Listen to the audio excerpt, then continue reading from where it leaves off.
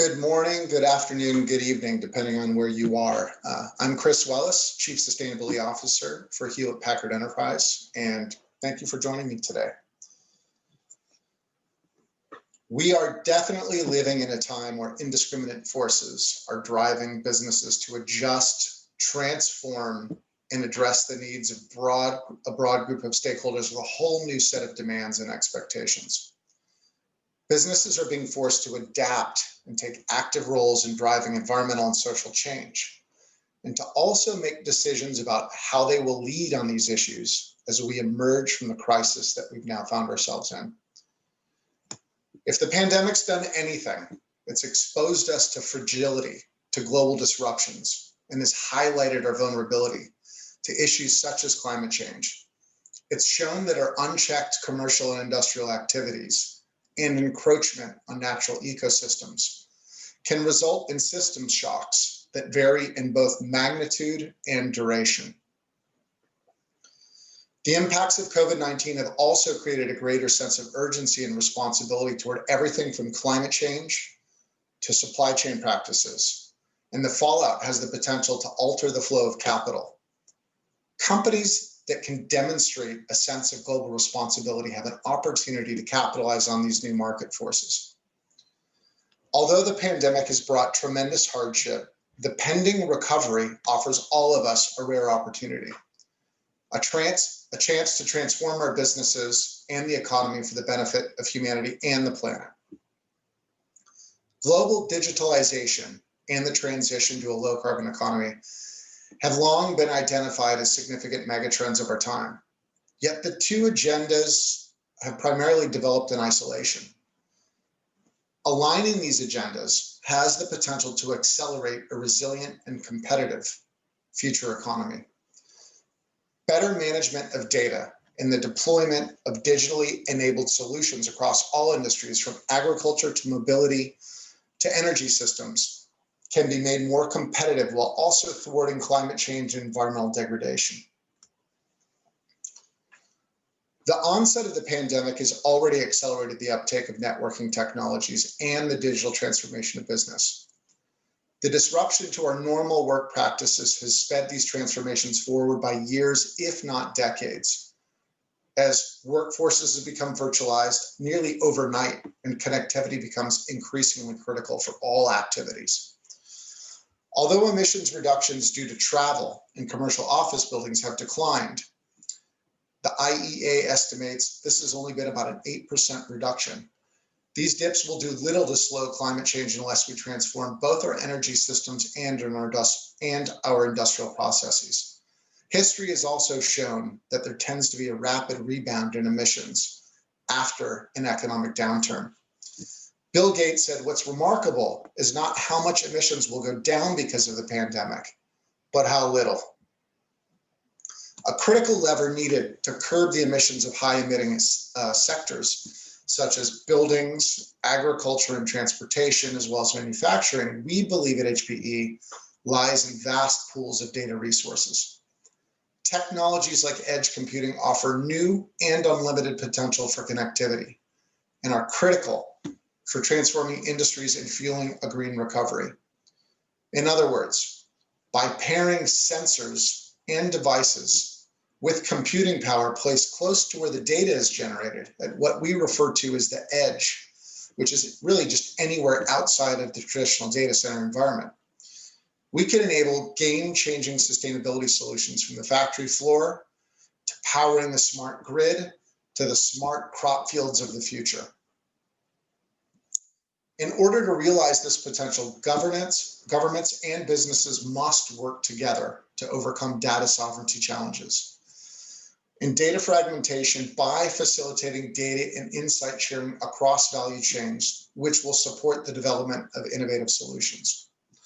Often it's not the data, the core data itself that needs to be shared, but it's the insights related to that data and that it doesn't affect potential legal constraints. As the edge to cloud platform as a service company, we at HPE have a responsibility to apply our innovation engine to the world's most complex challenges.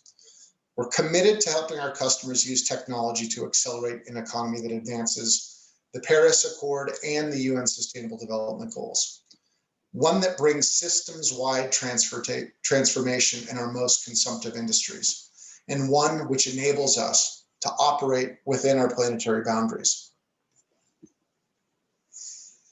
As a technology company, we also recognize that if digitalization is to be leveraged to accelerate sustainable outcomes, those technologies must also be more sustainable and more equitable. The environmental impacts of our growing demand for connectivity are significant and growing, while trust and inclusion remain top of mind in our society. While some industries, individuals, organizations, businesses, and governments seem to have navigated the shift to a digital-first economy seamlessly, there's a very real danger that others have and will fall by the wayside. The digital divide is the vast disparity between those who have access to technology and those who do not. The current health crisis and subsequent economic downturn are perfect examples of the digital divide's impact across all facets of society. As students are heading back to school, I often hear about stories where they're needing to congregate in certain communities outside of Starbucks or McDonald's or Walmart's just to gain access to the connectivity necessary for them to do their online schooling. Just as we've deemed water and electricity to be 21st century essentials, access to the internet and the devices that connect to it have also become a necessity for all people. We know that the digital divide disproportionately affects women. We know that it excludes those with disabilities, that it's widened by an educational gap, and that it's also exacerbated by income inequality, and that it tends to favor developed countries.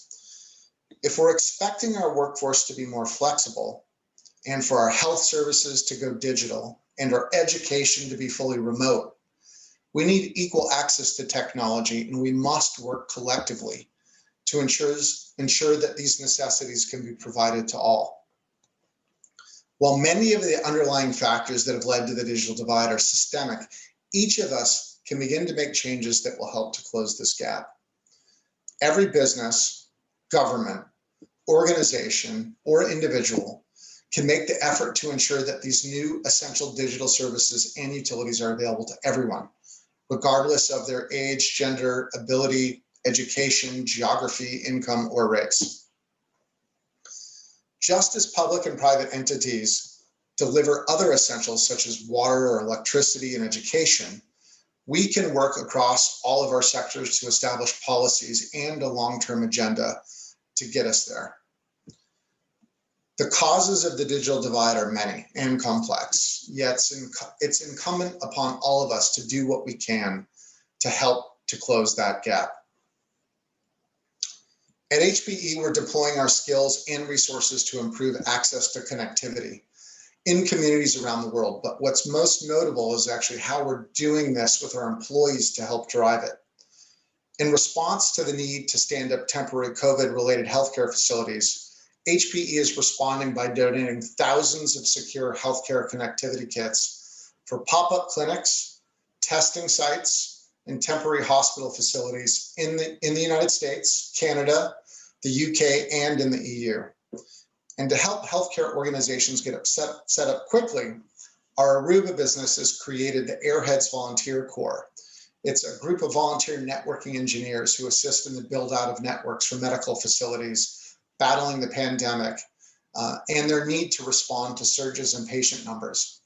In the end, it's really about connecting individuals with the right skills to areas of the highest need. And it's been a hugely successful program, one that we're really proud of. As IT organizations scale to meet the demands of this digital future, they require more technology and more connectivity to reach their goals. What used to be considered peak internet usage is now a new normal. With the majority of office workers now virtual, school being conducted remotely, and e-commerce spiking as we all shift online to acquire goods and services, A 40% increase in peak usage is about what you would traditionally expect during major events like the Olympics or the Super Bowl, or high peaks in online e-commerce. But now that's the new baseline.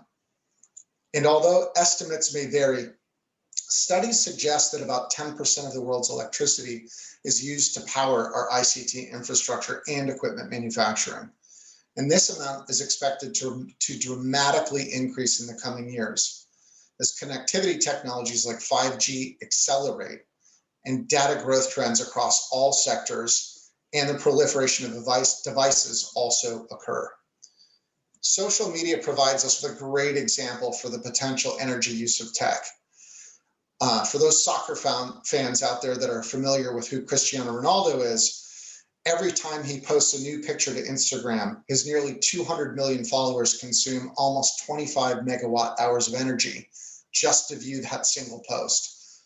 That's the equivalent to powering 3 US households for an entire year.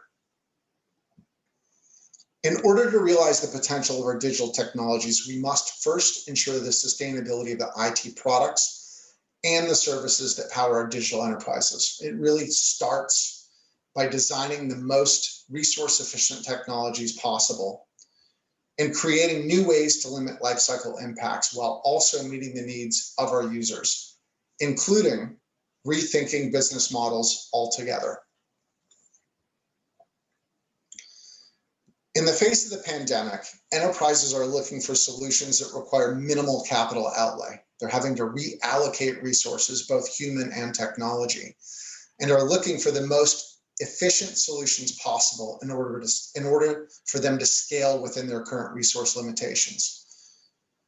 At HPE, we believe that the transition to an as-a-service model will play an important role in meeting these customers' needs by improving resource use and facilitating a transition toward greater circularity. We have committed to offering everything as a service by the end of 2022. As-a-service models have been on the rise in recent years. Think Lyft, Airbnb, and the likes of Netflix. But now these models are being applied across all industries, including enterprise IT infrastructure. For instance, data centers are significantly over-provisioned in order to enable businesses to meet their peaks in demand for compute. On average, we found that customers tend to over-provision the typical data center environment by as much as 50%. The remaining infrastructure is underutilized. These idle assets drain budgets with needless energy consumption, maintenance agreements, and also licensing costs. Tackling these inefficiencies through service-based models where you only consume and pay for exactly what you need has the potential to enable businesses to scale their IT and digitalize their business to survive and recover from the pandemic. And while most workloads that have migrated to the public cloud have already done so, evidence suggests that about 70% of critical workloads will need to remain on-prem. And as far as the circular economy is concerned, as-a-service models not only contribute to dematerialization by eliminating the need to produce excess resources or those idle servers in the first place, it also propagates asset reuse, since manufacturers can take back unused equipment and refurbish that equipment for the next customer, which is what we do here at HPE. It's a shift in chain of custody and a shift to supplier and manufacturing responsibility. We have the ability to recover those assets at end of use, as opposed to not understand or not know where the flow of those materials may go when a customer is done with them. These opportunities don't stop at the IT industry itself. Digitalization can facilitate the shift to servitization and dematerialization in any industry, resulting in both environmental and economic benefits, from automobiles to washing machines. According to the Ellen MacArthur Foundation, a circular economy enabled by the technology revolution already allows Europe to grow resource productivity by up to 3% annually. And it could add as much as 1.8 trillion euros per year by the year 2030. That's a GDP increase of as much as 7 percentage points annually. So as global unemployment continues to rise as a result of the pandemic, and our window for curbing the worst impacts of climate change narrows, the stakes really couldn't be higher for our global economies and society as a whole. All enterprises have a role to play in leveraging their digital transformation journeys as a catalyst for sustainable value creation. We believe agile business leaders can outpace their competition and seize upon opportunities by aligning their transformations with the changing role of business and deliver value to all of their stakeholders. How businesses and governments choose to emerge from the COVID-19 crisis will either send us backward to a short-sighted economic practice or accelerate us forward to the transition to a more sustainable, lower carbon economy that's more resilient and better equipped to mitigate and combat future crises. While recovery strategies across the globe will be unique, we believe that intelligent edge and IoT solutions should underpin many of these strategies, particularly at the government or large enterprise level, and be used as a necessary lever to usher us toward a sustainable new normal. If anything, the pandemic has shown us that inaction can have massive consequences, and it underscores the need for a rapid transformation, one that creates resilient and efficient industries, captures the value of data, but does so in a sustainable way. Thank you.